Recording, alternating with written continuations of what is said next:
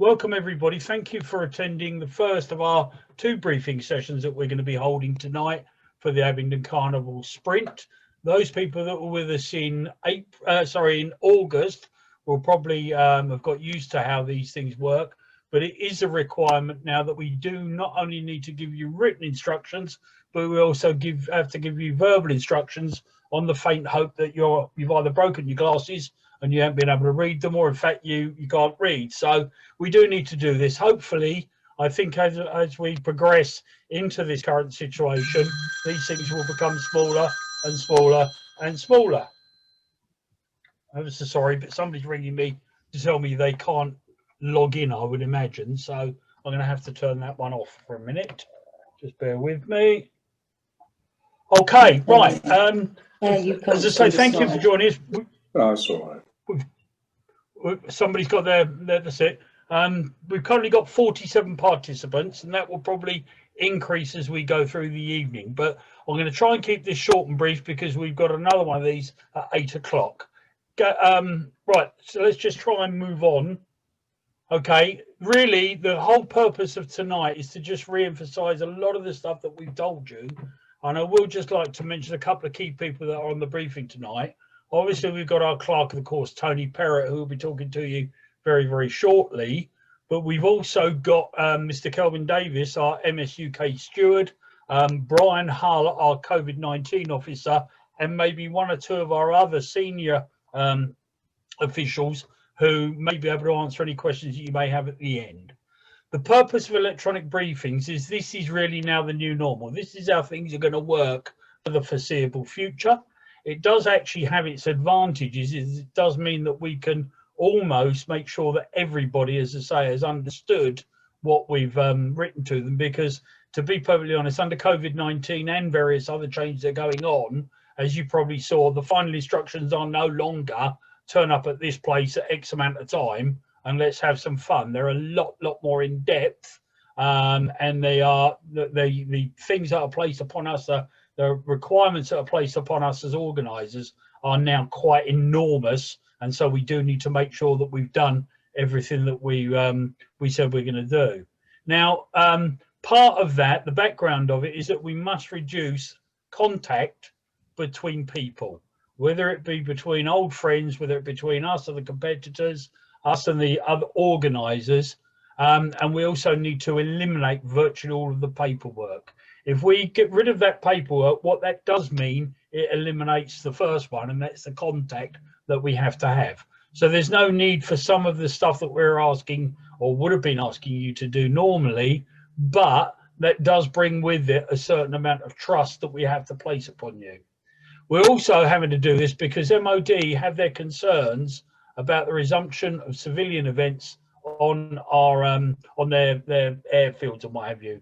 You may or may not be aware they've already stopped activities going on in Wales.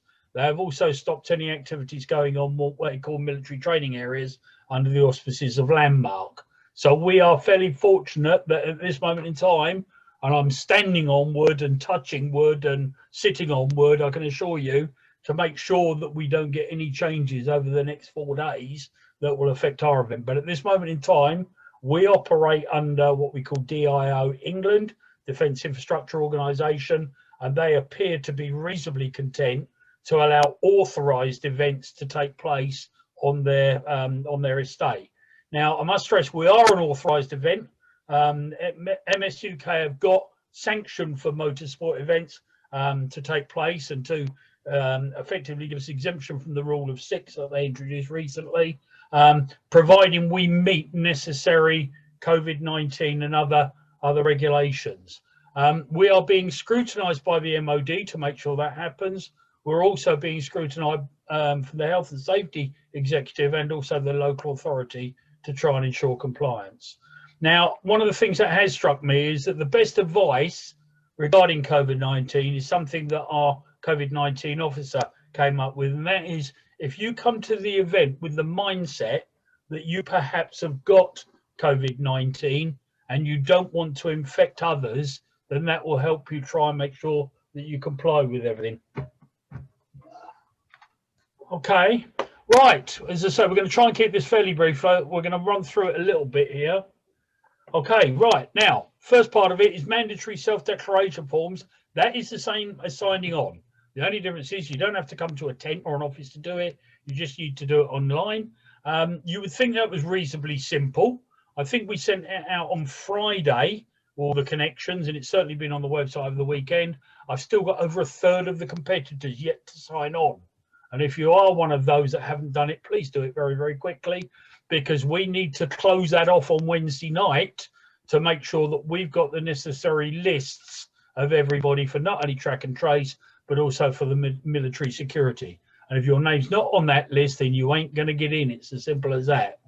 That declaration also confirms your suitability and your experience to take part in the event, that you've actually got a competition license and that you've got the actual competency to drive the vehicle that you've entered in. It also ensures that you're fully aware of your duties and responsibilities to everybody that's on the event, and also confirms that your health is good and that you are non-COVID sickness or have symptoms. It also records every attendee's personnel information for the test, track and trace procedures that are needed. So in other words, you cannot bring anybody with you that you have not declared as your one support person, because they simply will not get in. And I'm afraid we'll have to sort of make sure that that rule carries on right the way through. Okay, right. Every person at the venue must be pre-registered, otherwise they will not be admitted. So there's no spectators or no guests. No point in anybody turning up halfway through the day and saying, well, I'm his dad or I'm his grandma or anything like that, or I bought him his lunch, because they simply will not get in. The gates will be open from 6:30 in the morning through till 8 o'clock, and then we'll be allowing you to do early departures at lunchtime, because obviously when the courses are active, we can't stop just to let you go home. Unfortunately, you're going to have to wait until lunchtime. However, we will try and make that as soon as possible. In the paddock areas, you're only allowed one tow vehicle and one tow and support vehicle plus the competition vehicle. We've got over 130 competitors taking part, and if we let everybody have every other car that they tend to want to bring with them, including their support staff's car, then we will not be able to fit it in. It did work very well back in August, and we would ask you please try and comply with that. There is parking for other vehicles when you arrive. If you turn right as you go inside the gate, there's a large area where you can park any other non-essential vehicles into there. And then either, if it's say your support drive or your support guy's car, then he can either travel up with you or let us know. And in fact, what we'll do is we'll send a vehicle down to collect him. In fact, I think the last time we had a guy, I think it was a guy who's either on a skateboard or a bike, went up the runway because he didn't want to mix with anybody. So if you are having your car looked after by more than sort of like by one person, or one person's looking after more than one car, can you please try and make sure that you meet and arrive together? If you want to be in the paddock together, you need to actually enter the paddock together, because the marshals will be parking you as and when you arrive. So if you are you're in a little team or you've got some friends and you want to be with them, please wait ahead of the checkpoint. Once you're inside of the gate, there's plenty of parking until they arrive, so that you check in together. When you arrive at the checkpoint, you need to advise the guy at the checkpoint your competition numbers and the names of the occupants in your car. Okay, somebody's got their microphone. I can hear somebody chattering away in the background. So if you please just double check that you've got everything on mute. And as I say, they will then issue you with a wristband per person, which must be worn at all times. Okay, when you are at the venue. So on Saturday, if you are there, you're competing in the sprint, you're to do with the sprint, you'll have a little wristband that we ask you to pop on that just is your, if you like, your ticket or your authority to be on the venue. Anybody found without a wristband by the military authorities will be asked to leave, and not only that, it will prove to them that we don't do what we said we were going to do. Okay, right, so as I said earlier, no paperwork or signing on for competitors. Hopefully by Wednesday night everybody will have done that. There will be a traditional sound test which will be carried out by our environmental inspector, because obviously he sits at the back of the car. He doesn't need to come into contact with you. So just report to a traditional sound test, and then after that, he will then direct you, or you'll be directed into one of 3 scrutineering bays. These are bays which have been set up very nicely with some very nice coloured cones to allow you to park your car in there and have at least an area around the outside which is completely clear.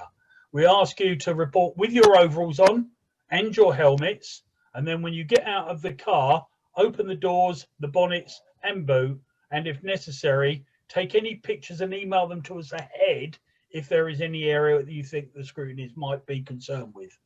Then stand away from the vehicle, but display your overalls by turning the collar upwards so that we can see that they are the right overalls, and that your helmet has got a sticker on it. And then the scrutineer will probably just give you a thumbs up to say that he's happy with all your PPE. If for any reason your vehicle fails, or the scrutineers want to have a look at it a little bit closer, it will be moved into a specially protected bay where it will be dealt with by another scrutineer who will have all the necessary PPE, and obviously will take all the necessary sanitisation processes that we need to do. Once we've completed your screening, can you please just go back to the paddock and then prepare yourself for the convoy runs? Don't go wandering around too much, because it's not going to be long before we get started, and the whole point of all the things that we've got to comply with is to stop you mingling in groups, as it were. I was the steward at Castle Combe over the weekend, and it was horrendous with the amount of people that were hanging around in the assembly areas and in various areas with absolutely no mask on, no PPE, and no consideration. I even caught, I think it was 3 different families of Italians all kissing each other. So you can imagine the sort of problems you can have. So just return to the paddock, park up and await your convoy run. Sorry, gone too far there, I think. Go back one. Right, let me just talk to you about COVID-19, shall we say, for just a second. You may or may not remember, we were supposed to be having this briefing last Monday night. At very short notice, we decided to postpone those briefings because whilst MSUK had come up with an all-encompassing rule saying everybody has to wear face masks at all venues, at all events, right the way throughout the United Kingdom, we did start to hear some whispers, and we were involved ourselves with conversations with MSUK about the impracticality, shall we say, of that particular ruling. So we suspended it, knowing that there was going to be some changes, and those changes came about last Wednesday when they announced that effectively, when it comes down to masks and the wearing of masks, there are 3 areas being designated for motorsport. The first one is the high density or congested areas, and these are areas where face masks must be worn as a mandatory thing. When I say face masks, I also mean face coverings. Okay, these are during the noise and scrutineering process. So please, when you go down there, make sure that you've got your mask with you. Okay, and please, when you get out of the car, if you are going to come into contact with other people, even if it's a little chat, just pop your mask on. I know it's going to be difficult. Do it as soon as you take your crash helmet off, as it were. It's around the start line areas and the communal areas in particular.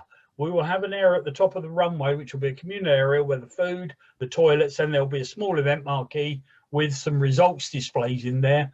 All the time you are inside that area, you must wear a mask. We almost got ourselves into a situation where, because a number of people weren't wearing their masks during August, that we almost had to shut the whole thing down. So as I say, please just pop your mask on. If you haven't got it with you, there will be a table with some masks on at the entrance points, and there will be sanitisation points as well as you enter into that area. Obviously, if you are buying food, take the food out of that area unless you're able to eat it with a mask on. I'd like to see you try, shall we say. That also applies to mechanics or your support staff if they are working inside your car, even though you are in the paddock.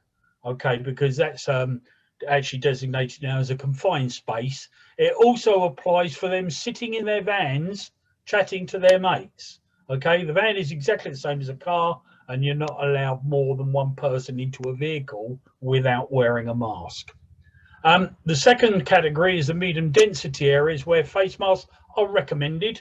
These are where you can actually apply social distancing rules, i.e. you can be your 2 meters apart. These are generally in the service areas and paddocks. On the marshals, for the marshals who are actually out in the open air on the marshals post, so long as they are 2 meters apart, they don't need to be wearing their masks, or in any of the restricted administration areas with adequate social distancing. So if for any reason we do need to have a conversation with you about any particular thing, whether it be on the judicial side or anything to do with the event, then obviously we do need to have face masks recommended unless we've got the social distancing. And then finally, the low density areas where face masks are not mandatory, although they're still recommended, of course. And this is the important one for you guys, single occupancy of vehicles. That applies to officials and sprint competitors.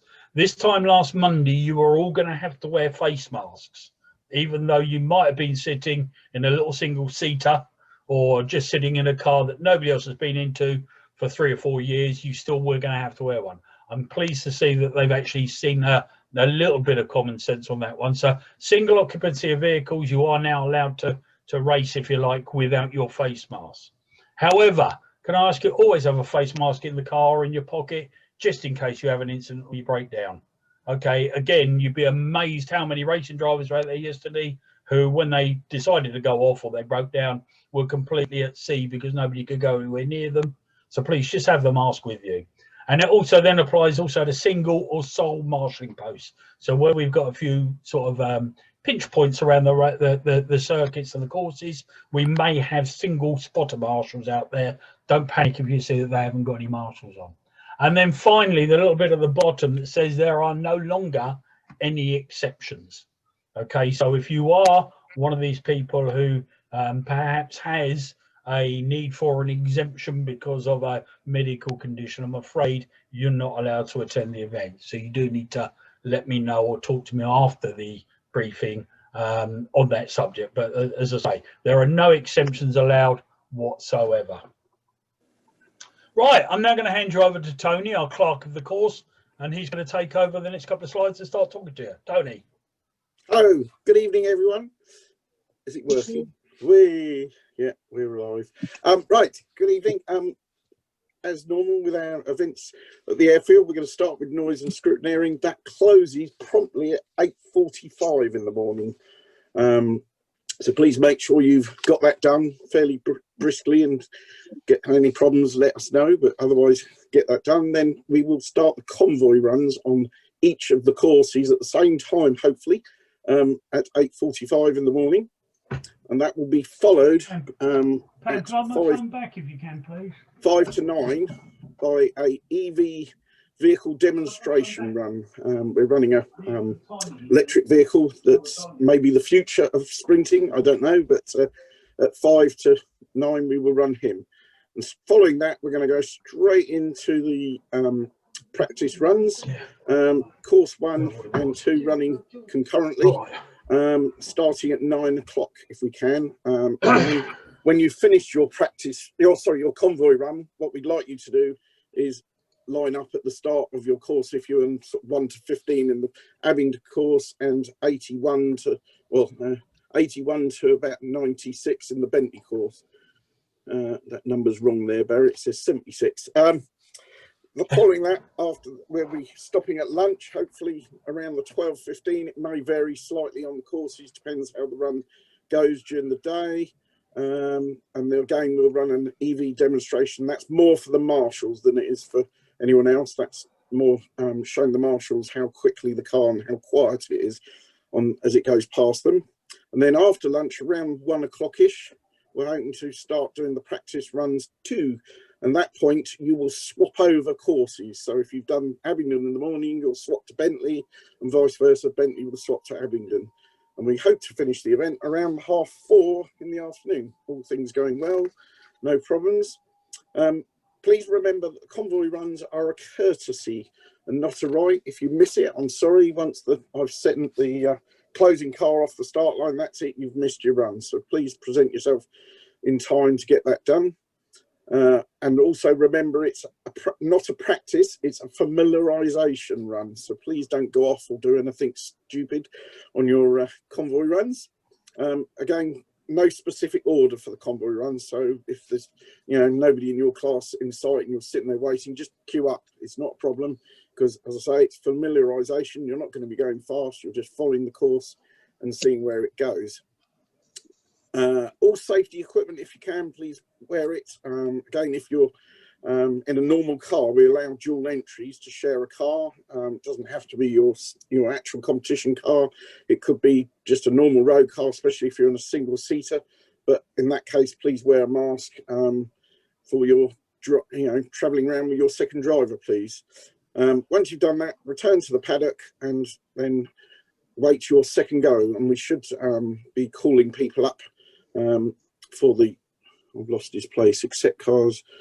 Oh yes, 1 to 80. Yeah, that's still not altered. Yes, so the first sort of 15 or so should line up for the straight after the convoy run, and the same we will repeat in the afternoon for the alternate course.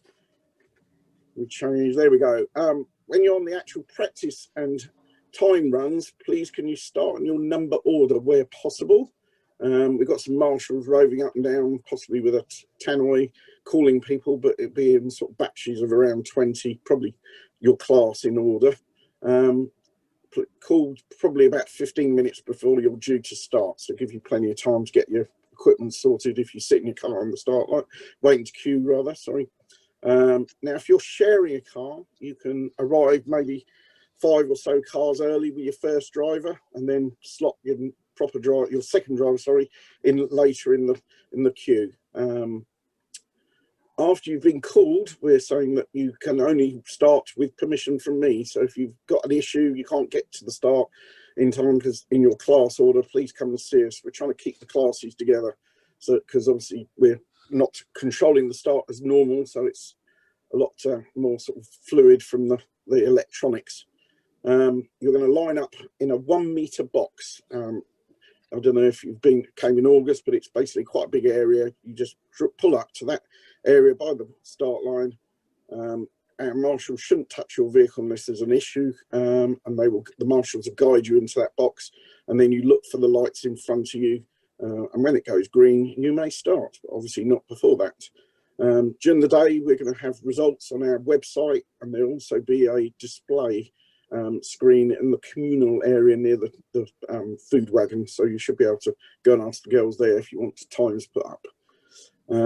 If you are involved in an incident whilst doing your run, if you're okay, you can give your thumbs up to the marshals who should approach you from the front of your vehicle. If you've just had a spin or something like that, please just carry on. Please don't overdrive once you've had the spin and try and catch up the time you've lost. Just drive fairly briskly but normally to the finish. Obviously you've messed that run up. If you break down or had an incident where it's a little bit mysterious, please await the arrival of our recovery stroke intervention vehicle, and they may see a yellow flag being displayed.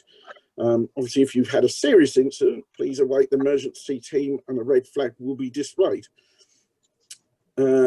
If you've got an incident during the event where we need to apply judicial process, it will remain as previous events, but the protest and appeals will need to be submitted electronically. Contact for these procedures via text or email, and there's Chris Phillips, who's one of our deputies. He's around on the day and may be able to help you with those, or come and find me if you've got a problem. Interviews and hearings may be held in the open air or via a Zoom. Provision will be provided. Correspondence and documentation will all be kept electronically, and if all else fails, the judicial matter will be dealt with after the event or referred to the MSA for guidance. If in doubt, please ask and have a good day. And now Barry has a few more words to say. Thank you. Okay, thank you, Tony. I think now I've decided to turn my screen on as well so you can see me. I'm just going to sort of go through a couple of final little bits, okay, and that is the course open closed flag at the start.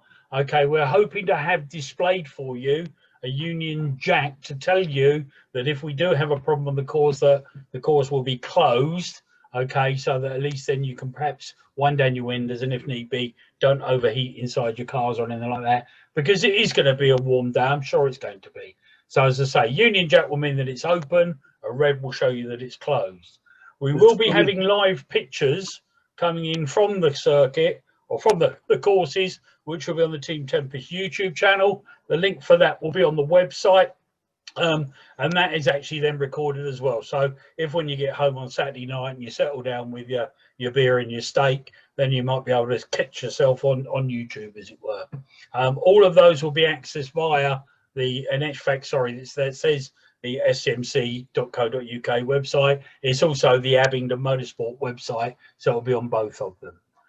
Those that were with us in early August will know that we are pioneering or championing, shall we say, an electric vehicle that is being built specifically for club level motorsport. It's a standard car. It's a Honda Civic, okay, which is there to show you a low cost entry into speed events.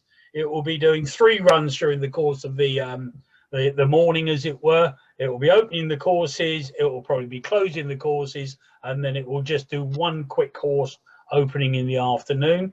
The team will be available during the morning to discuss and explain anything you might want to know about the vehicle. I'll be perfectly honest, when you look at it, you will not believe that it's an electric vehicle. It looks more like a very, very old Uber cab, shall we say.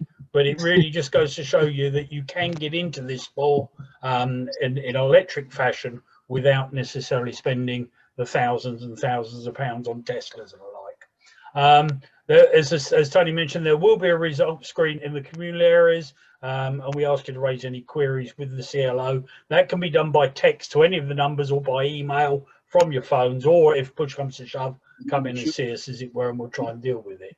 However, can I please ask you not to all gather around the TV screens and just be respectful. A couple of people can go and stand in front of it, see what they need, and then move away and let the next people come along. All you need to do is ask the girls operating the screen for your particular number. You'll soon get the hang of it. After the event, all the results will be emailed to you, but they will also be available on the event website during the course of the day. Obviously, with 2 courses running together and then having to join the 2 times together, it's not exactly going to be the fastest system in the world, but you should be able to at least find your individual times without necessarily knowing what the overall positions are. And then finally, at the end of the event, we're not allowed to hold award ceremonies. However, if you believe that you are eligible for an award, then please come up and they will be there and available for you to take home. If you can't do that, or if there's any doubt, we will be posting them to you after the event. So please, as I say, click them if you want to. Sorry, I'm moving the wrong thing here. I've got two screens going on at the moment.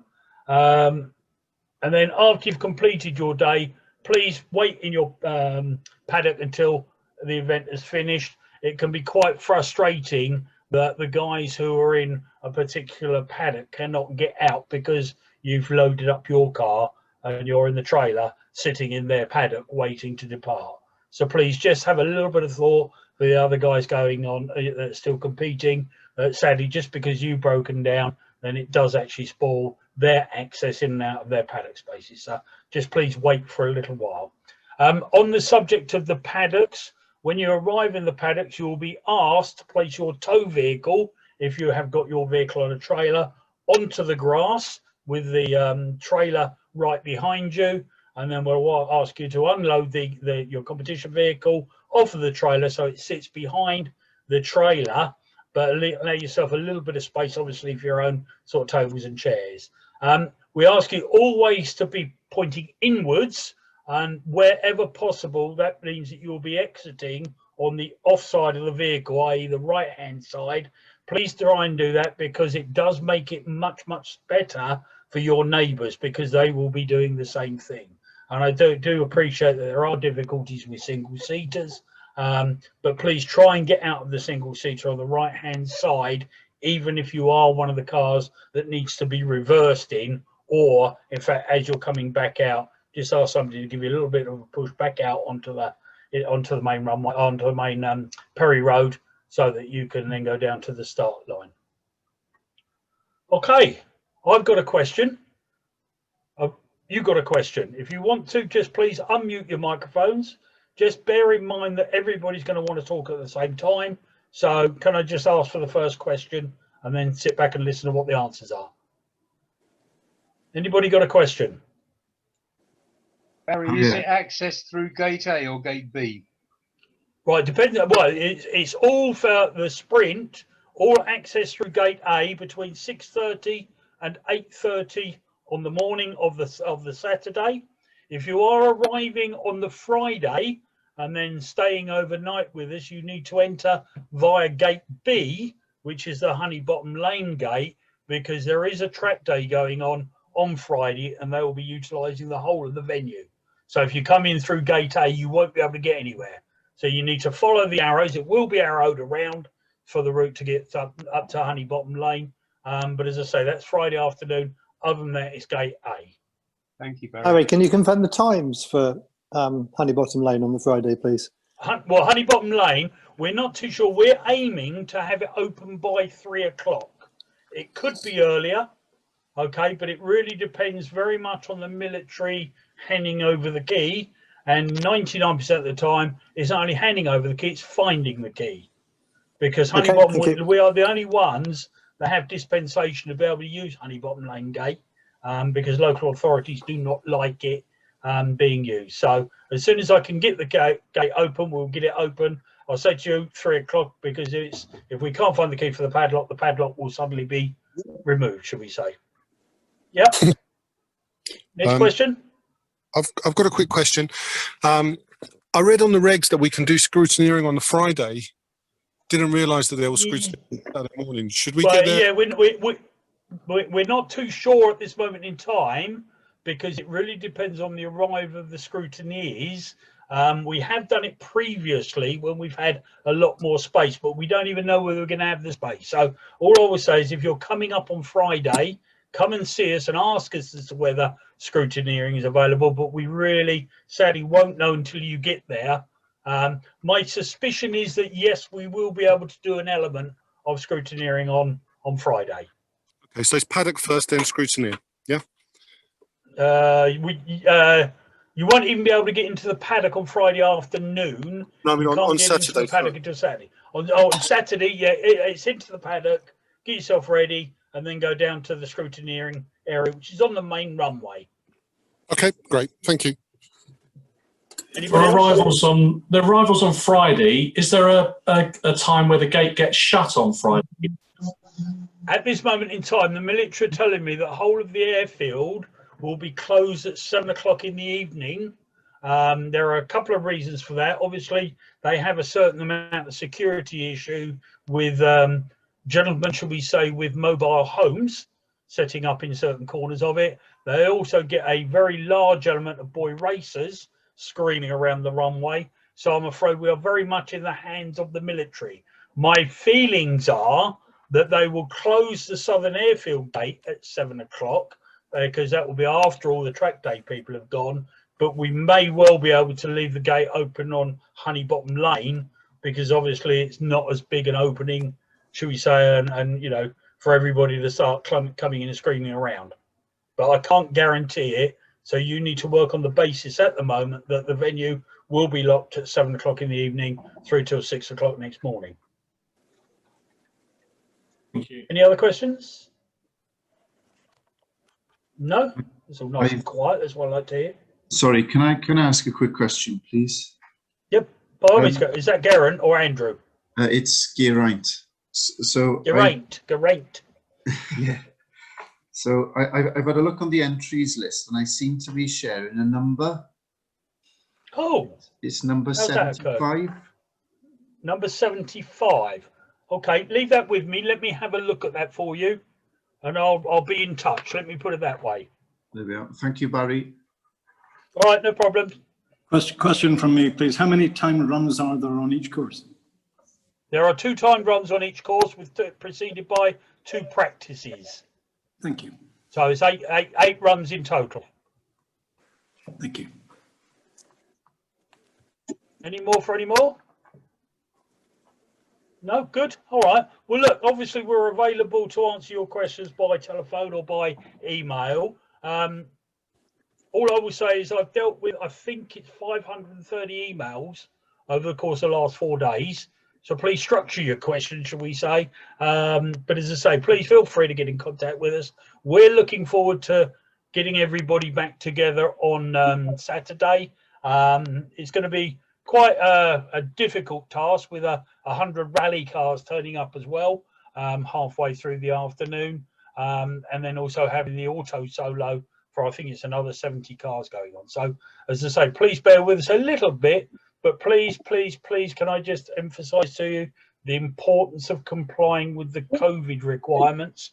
There is an awful lot of people who are sitting out there who cannot understand how we can have the best part of 400 competitors screaming around an airfield over the weekend when they can't have their granny and their granddad to come to lunch. So as I say, please, please, please try and comply with everything that we're doing. And we're going to try and teach it, treat it a little bit like a nursery school.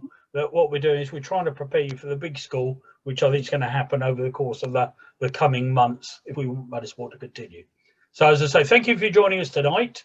This is briefing has been recorded, so if there's anything you're uncertain as to whether you heard it correctly or anything like that, you'll be able to see that tomorrow on the website.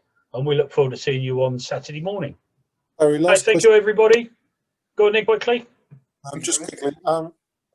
How do we know that our signing in and self-declaration is okay? I did a sprint a couple of weeks ago, and there was the MSA or the COVID required different regs on the forms.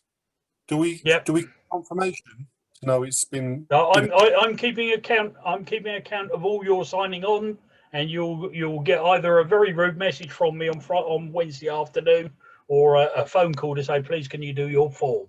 So if you don't hear from me, you know you're good to go. Okay, excellent. Thanks, mate. Nothing else? Right, I'm going to say goodnight to you all because we've got another briefing in just a few minutes' time. So thank you for your participation. We'll see you on Saturday. Thanks, Barry. Cheers, everyone. Thanks, Barry. Thanks, Barry. Thank you. Thank you.